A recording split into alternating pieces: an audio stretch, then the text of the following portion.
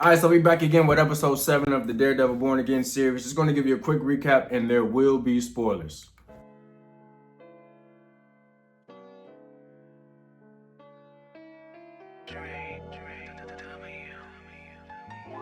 So episode 7 delivered. They turned it up a notch in this episode, right on time too, following the events from episode 5 and 6. There's a lot of tension in this episode, the stakes are super high, and we have Daredevil and Kingpin back in their true form.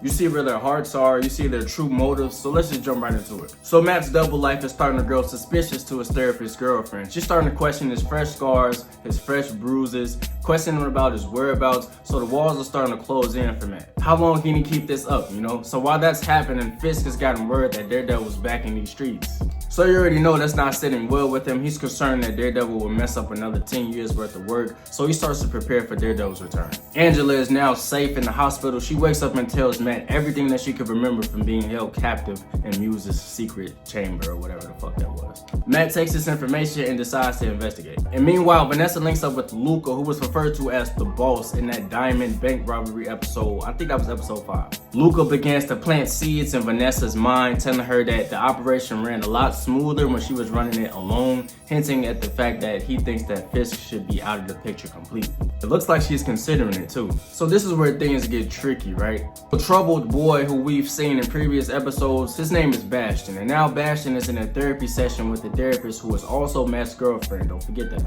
He goes on about his past and his relationship with his parents and how they forced him to do Taekwondo when he was younger. He hated it, he never liked doing it. So he started growing a liking to art. He started liking art. So things are going smooth, and this is where the plot thickens, right? So he thanks her. He gives her her flowers, her praises and all of that. Says that she is the one who allowed him to create artistically.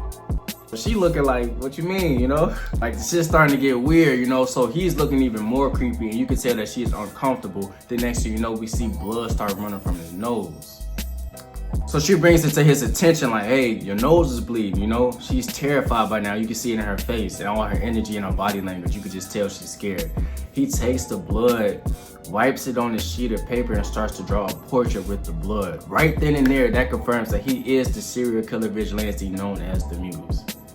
He's the one that's going around killing all these people, using the victim's blood for the graffiti around the city. That's him right in your face. She realizes she's face to face with the serial killer known as Muse, and she is completely terrified at this point, and he begins to attack her. So we cut back to Daredevil, and he's at Muse's secret dungeon or whatever. He's snooping around trying to find whatever he can find. He finds these stack of portraits, face portraits. He begins to feel one of the portraits and realize that he's feeling the face of his girlfriend. He's feeling the facial structures on the paper, and at that moment he realizes that his girlfriend is Muse's next victim. He rushes to her office and busts through the window right in time before Muse kills her. So a big fight scene takes place, which ultimately leads to the therapist shooting and killing Muse. Muse is dead. Now, me personally, I feel like they killed him off too early. Maybe he has some type of return, I don't know. But for right now, it looked like he's dead. I think that was too soon. You know, they built this character up. We finally got the background.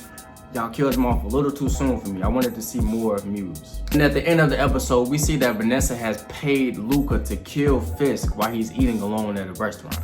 So Luca sees Fisk all alone, sitting down eating, minding his business. He creeps up behind him, raises his gun, and right before he can pull the trigger, Fisk's right-hand man steps out of the shadows and kills Luca.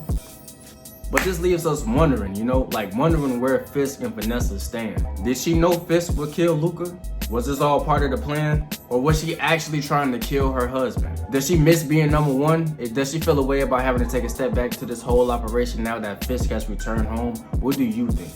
Leave it in the comments, let's talk about it. So yeah, there's 2 more episodes left in this series. Make sure you come here for these recaps. And as always, thanks for watching, thanks for supporting me, and I will see you on the next one.